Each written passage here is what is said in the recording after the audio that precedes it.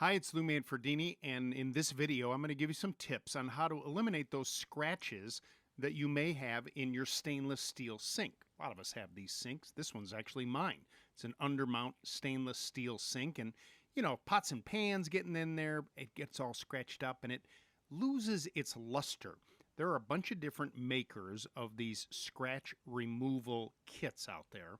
And what I want to do is demonstrate how one such kit can improve the look. It's not going to look brand new, but it's going to look a lot better. This particular one is by a company called Scratch Pro, and I found it to be pretty easy to use.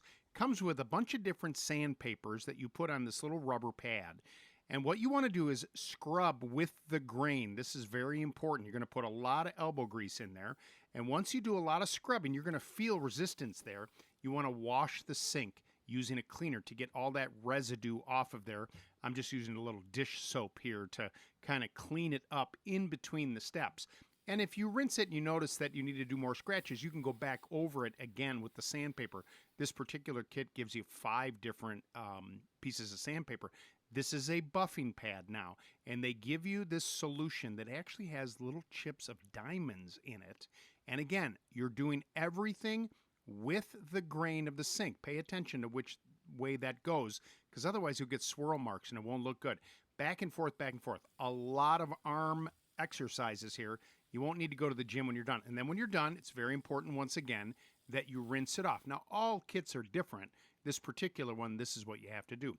This is the final polishing little pad that you put on there with another solution that has an even finer little chips of diamonds in there, again, with the grain back and forth. And it's got a little Velcro on it, slips off as you can see.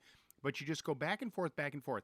And once you do, you can kind of feel it as it gets better. It's a lot smoother as you're going back and forth. And you're probably going to take 10, 15, 20 minutes. I've obviously sped this up. This is before, this is after.